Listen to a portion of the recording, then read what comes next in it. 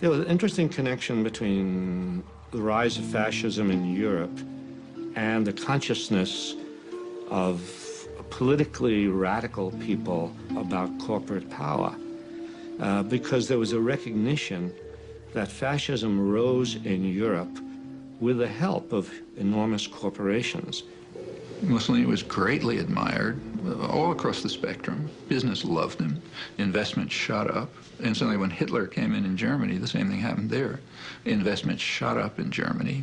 He had the workforce under control. He was getting rid of dangerous left-wing elements. Investment opportunities were improving. There was no problems. These are wonderful countries. I think one of the greatest untold stories of the 20th century is the collusion between corporations, especially in America, and Nazi Germany. First, in terms of how the corporations from America helped to essentially rebuild Germany and support the early Nazi regime, and then, when the war broke out, figured out a way to keep everything going. So General Motors was able to keep Opel going, Ford was able to keep their thing going, and companies like Coca-Cola, because they couldn't keep the Coca-Cola going, so what they did was they invented Fanta Orange for the Germans. And that's how Coke was able to keep their profits coming in to Coca-Cola. So when you drink Fanta Orange, that's the Nazi drink. That was created so that Coke could continue making money while millions of people died. When Hitler came to power in 1933, his goal was to dismantle and destroy the Jewish community. This was an enterprise so fast that it required the resources of a computer. But in 1933, there was no computer. What there was the IBM punch card system, which controlled and stored information based upon the holes that were punched in various rows and columns. Naturally, there was no off-the-shelf software as there is today. Each application was custom designed, and an engineer had to personally configure it. Millions of people of all religions and nationalities and characteristics went through the concentration camp system.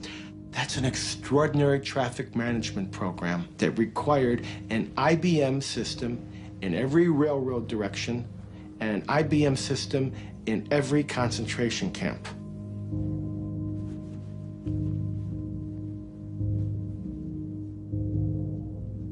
Now, this is a typical prisoner card. There are little boxes where all the information is to be punched in. We compare this information to the code sheet for concentration camps. And here you see Auschwitz is 1, Buchenwald 2, Dachau is 3. Now, what kinds of prisoners were they? They could be a Jehovah's Witness for 2, a homosexual for 3, communist for 6, or a Jew would be 8. Now, what was their status? 1 was released, 2 was transferred, 4 was executed, 5 was suicide, and 6. Code 6. Sonderbehandlung, special treatment, meant the gas chamber or sometimes a bullet. They would punch that number in, the material was tabulated, the machines were set, and of course, the punch cards, by the millions, had to be printed, and they were printed exclusively by IBM, and the profits were recovered just after the war. I really do believe that that particular accusation has been fairly discredited as a serious accusation. That is, the fact that they have used equipment, that is a fact. But how they got it, how much cooperation they got, and any kind of collusion trying to connect dots that are not connected, I think that's the part that is discredited. Generally, you sell computers and they're used in a variety of ways, and you always hope they're used in the more positive ways possible. If you ever found out they are used in ways that are not positive, then you would hope that you stop supporting that. But do you always know? Can you always tell? Can you always find out? IBM would, of course, say that it had no control over its German subsidiary. But here on October 9th of 1941, a letter is being written directly to Thomas J. Watson with all sorts of detail about the activities of the German subsidiary. None of these machines were sold. They were all leased by IBM, and they had to be serviced on site once a month, even if that was at a concentration camp such as Dachau, Buchenwald. This is a typical contract with IBM and the Third Reich, which was instituted in 1942. It's not with the Dutch subsidiary. It's not with the German subsidiary. It is with the IBM Corporation in New York. You know, as it happens, I know that story. I discussed it more than once with old Mr. Watson, and I was around at the time. I'm not saying that Watson didn't know that the German government used punch cards. He probably did know. After we had very few customers, Watson didn't want to do it. Watson, not because he thought it was immoral or not, but because Watson, with a very keen sense of public relations, thought it was risky.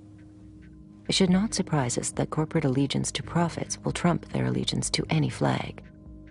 A recent U.S. Treasury Department report revealed that in 1 week alone, 57 U.S. corporations were fined for trading with official enemies of the United States, including terrorists, tyrants, and despotic regimes.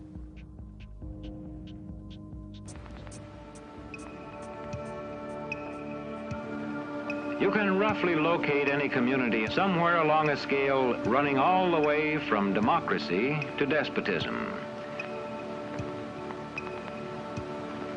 This man makes it his job to study these things.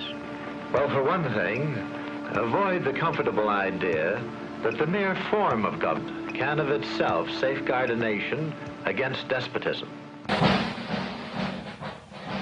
For big business, despotism was often a useful tool for securing foreign markets and pursuing profits.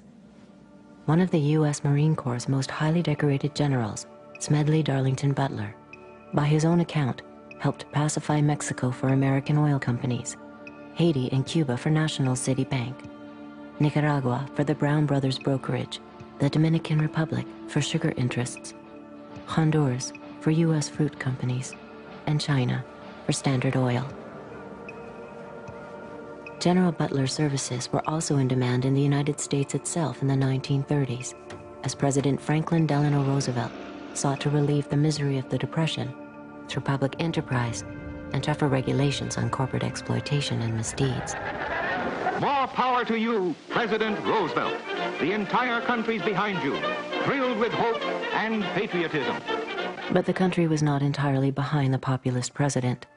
Large parts of the corporate elite despised what Roosevelt's New Deal stood for. And so, in 1934, a group of conspirators sought to involve General Butler in a treasonous plan. The plan as outlined to me was to form an organization of veterans, to use as a bluff or as a club at least, to intimidate the government. But the corporate cabal had picked the wrong man. Butler was fed up with being what he called a gangster for capitalism.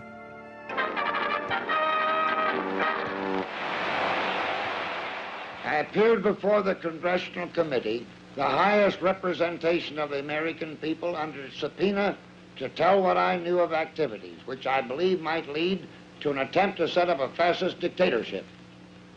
The upshot of the whole thing was that I was supposed to lead an organization of 500,000 men, which would be able to take over the functions of government.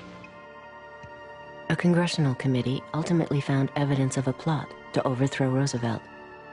According to Butler, the conspiracy included representatives of some of America's top corporations, including J.P. Morgan, DuPont, and Goodyear Tire.